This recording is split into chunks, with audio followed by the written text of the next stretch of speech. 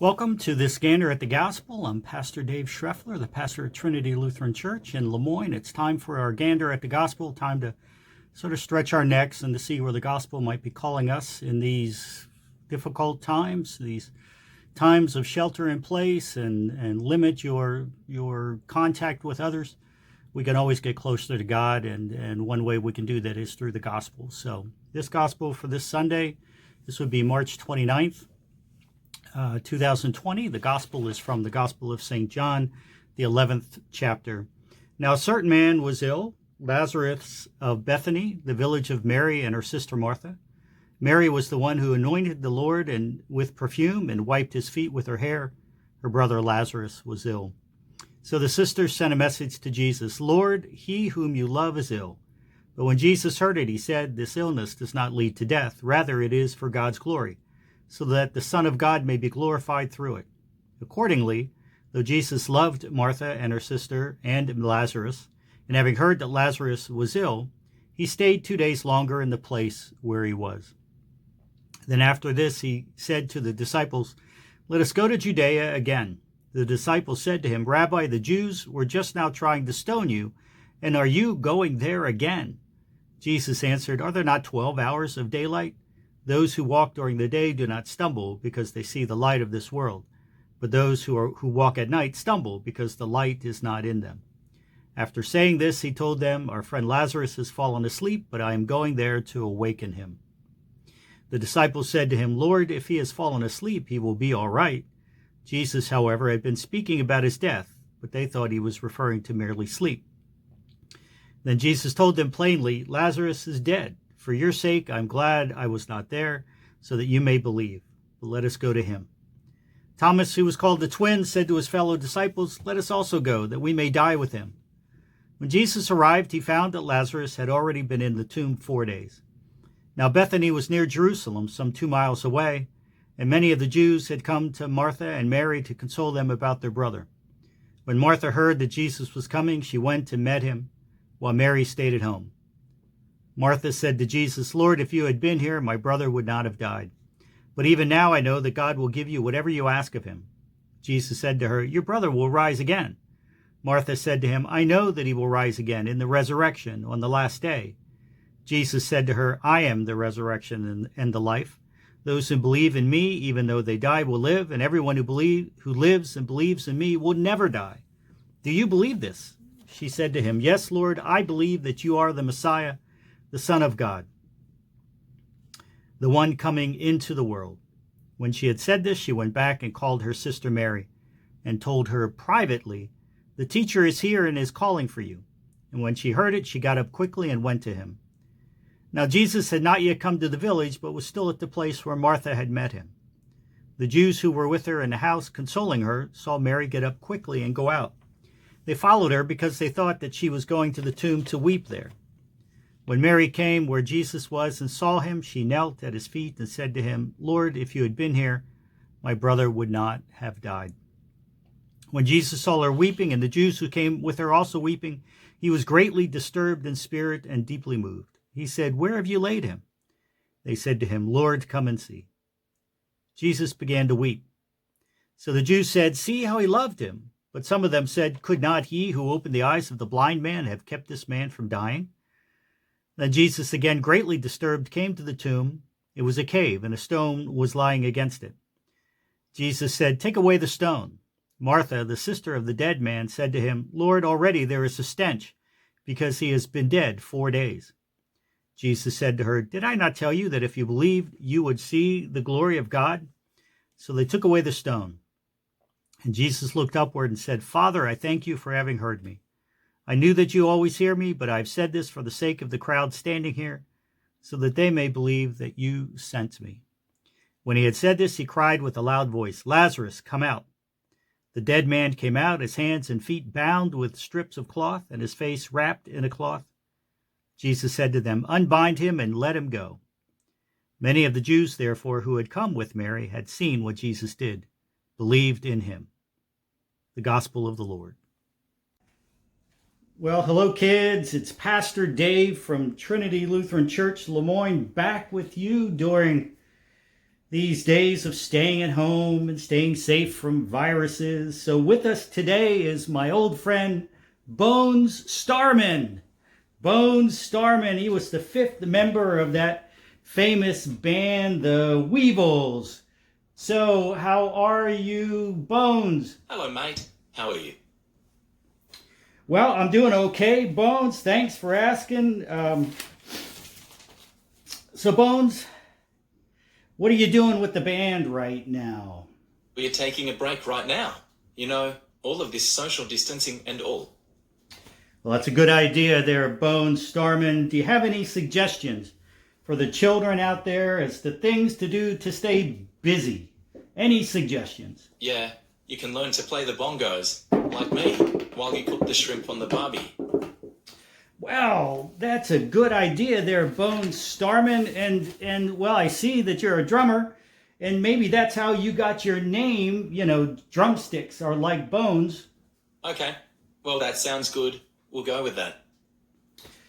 All right, but not everybody has a drum there, Bones. So what else can the children do to pass the time during these days of staying inside? Let's see.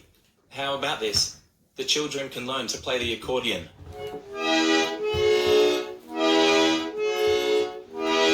Oh, that is music to my ears. Oh, why can't you play the quiet game? And, well, Bones, if somebody doesn't have an accordion, do you have any other suggestions? Look, I am running out of ideas. How about this? The children can bang on some pots and pans. Oh, I need toilet paper for my ears. Oh. All right, well, perhaps we've given enough suggestions to the children there, Bones. Thank you for joining us, for taking a break from your band's recent tour of Hoagstown. Remember, Bones, to wash your hair and be sure to comb that hair as well. You were just jealous, Pastor Dave. Okay, kids, so there you have it. Remember to wash your hands, use hand sanitizer, and to read your Bibles. See you next time as we explore ways to stay busy as we fight this coronavirus. So, I don't like things that stink, and I don't know too many people who really do like things that smell bad. Just a couple of months, maybe before Christmas this year in the fall, a farmer in Monroe Township was spreading a new kind of fertilizer. And let me tell you, this was a level of stink that my wife and I have not encountered before. It was the kind of stink that burns your eyes. You can't wait to get out of those fields where this manure had been spread. So that's, that kind of stink is the kind of bad smell that I don't like. I was watching an episode of Mike Rowe's show, Dirty Jobs, and he was in a jelly bean factory. And among all of the different tastes of jelly beans, they had these awful smelling, tastes like moldy cheese and skunk spray. And so Mike Rowe asked the developers of these tastes if they could develop a jelly bean that tasted like the way that his boot smelled. That's a stink that I don't necessarily want to experience in a jelly bean. But this got me to thinking, I do a blog that lists my devotions. I do a blog that I have to start doing again called Cranky Reverend. But, maybe I should do a blog about things that stink, right? So my first blog might be, what stinks? Doing a worship service by yourself. That really stinks. How about, do you know what really stinks? The potholes in Lemoyne. That really stinks. And you know what stinks? This coronavirus, period. That's a mic drop. That really stinks. But in our text this week, we have the story of Lazarus and the raising of Lazarus. This is a close friend of Jesus. This is somebody that is like a family member to Mary and Martha and Lazarus, or Jesus is like a family member to them. And he's so close to them that, in fact, when Lazarus is on his deathbed, Mary and Martha send a messenger to Jesus to try to find him, to ask him to come to Bethany. Now, going to Bethany may seem like not such a big deal normally, but um, perhaps one of the things that explains his delay is that returning to Bethany is so close to Jerusalem that this presents a problem for Jesus. Let's see, I believe that Bethany is about 15 furlongs away from Jerusalem, which is about 2/3 of a mile. And in the chapters before, the 11th chapter of John, Jesus had several times the Pharisees, the religious leaders, were trying to grab hold of Jesus to arrest him. There's this plot to have him killed. And so um, certainly if they heard that Jesus was in the area, again, it's 2/3 of a mile from Jerusalem to Bethany. With Jesus and his entourage, that message would have gotten to the religious leaders. But anyway, families are desperate in desperate times. They're desperate to do things, especially when a member's on their deathbed. And so they're going to do whatever they can to try to bring hope and healing, especially for a person that is the glue for a family. I have oftentimes watched a patriarch or a matriarch of a family, the person that is the glue of the family, when they pass away, everything unravels for that family. You can just kind of stand back and watch it happen, the unraveling, as that glue of the family has left them, and then the wheels fall apart. It's really heart-wrenching. So you understand the emotion behind the words of Mary and Martha that they're speaking, they're sending to Jesus, and then when Jesus arrives, I think about recently his family from New Jersey that had a family birthday gathering, and it so happened that one of the members, unbeknownst to everybody, had the coronavirus, and now in a matter of weeks, the matriarch has died, 3 other members of the family have died, others are sick. I mean, that stinks, my friends, those kinds of things. But that's not my gander at the gospel today. My gander at the gospel is not life stinks. But when life is so difficult, when life gets to be heartbreaking, we oftentimes join those around us to say, where are you, Jesus? There's desperation behind those words. Where are you, Jesus? There's anguish, there's anger, there's frustration, there's fear.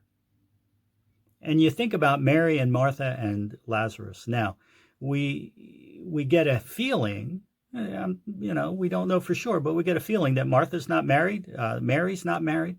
Therefore, Lazarus is their sole support, being their brother. If they were married, they would have other support. But if Lazarus dies, then their lone source of support has left them, and they would be as good as dead if they are unmarried women without a male as a support. That's just the way it was in the first century. But this isn't the only reason that we are asking, where is Jesus? This isn't the only reason that the women are wondering why Jesus has not arrived. But you can hear the frustration, the anger, the fear when they say, Lord, if you had been here, my brother would not have died. There's anguish, there's hurt, there's fear. There's so many emotions. But then there's also words of hope. Martha says, but even now I know that God will give you whatever you ask. Or in other words, it may not be too late, Jesus. And because this is Jesus, we have learned to expect the unexpected. After all, John 3, there's the wedding at Cana. Jesus turns an enormous amount of water into wine. A little bit later, he heals the official's son in Capernaum. Then he heals the paralytic in Bethsaida. And you have to think, this is all up in this region of Galilee, where there's Bethsaida, there's Cana, there's Capernaum. They're all up there in the Sea of Galilee. Jesus, of course, has been traveling. He's down in Jerusalem, down there at the very top of the Dead Sea. And Bethany is, like I said, 15 furlongs to the east. As Jesus travels back and forth, the people are learning about his ministry. They would be following his ministry. When Jesus comes, something spectacular could happen. And or, according to the religious leaders, there could, of course, be a riot as well. But finally, we get to the heart of the matter. Jesus is heartbroken that his friend Lazarus has died. He's been in the tomb 4 days, and of course, Jesus' feelings get the better of him. And he comes to the tomb with all of the wailers, with all of the people weeping in the mourning. And it must have been overwhelming to Jesus. We assume he was heartbroken, but it's time to act. And if he is the resurrection and the life, perhaps there's one more teaching that he can teach the people in this situation, and that is that, not only I am the resurrection, but I am the life. And so he calls Lazarus out of the tomb. He calls him out, just like he calls us out of our tombs of doubt and fear and disbelief and grief. Jesus calls us out asking, do you believe? How do you answer that, my friends? How do you answer that question? Do you believe? It starts with giving an answer like Martha gives. She says, yes, Lord, I believe. It begins with that statement of faith. Yes, I believe. But Jesus calls us out even more than that. Jesus says, roll away the stone so that faith can burst forth, just like Lazarus. What needs to be removed that is blocking your faith, my friend? What stone needs to be removed from your faith life that you are opening yourself up to respond to your faith? Jesus asks us, do you believe? Jesus then says, come on out and let us unbind you from your fears and your anger and your confusion and your doubt. Come to me with your burdens, Jesus says. Now, notice I said that Jesus said, let us unbind you from your fears. Like Lazarus, Jesus comes to us through community. Jesus tells the community to remove the stone. Jesus tells the community to unbind Lazarus. It's through community that Jesus works through so many of us, that Jesus comes to us through community. That is why we join a faith community, my friends. That's why you become a member of a church, a member of a faith community, because it's in community that we learn, that we share our faith, and we respond to our faith. So look, there are a lot of things in life that stink, and many of them we can't do anything about. And this situation right now is just like that. But when we know that Jesus is the light of the world that brings light to our darkness, when we know that Jesus is the bread of life that feeds our faith, and when we know and we believe that Jesus is the resurrection and the life, that defeats the power of death, that defeats those moments of fear and anguish and doubt. What stinks, my friends, if we do not share our faith to our neighbors and to our friends in our words and in our actions, keeping all of that locked up in our tombs of fear and doubt would really stink. So, well, that's my gander at the gospel, my friends, and thank you for joining me. Remember, it's not what church you belong to, it's not what religious leader or religious theologian you follow that makes or develops or is what faith is all about. It's a living, active, breathing, action-filled life of going out to love God, love your neighbor. Go and be someone's thankful today. God bless you.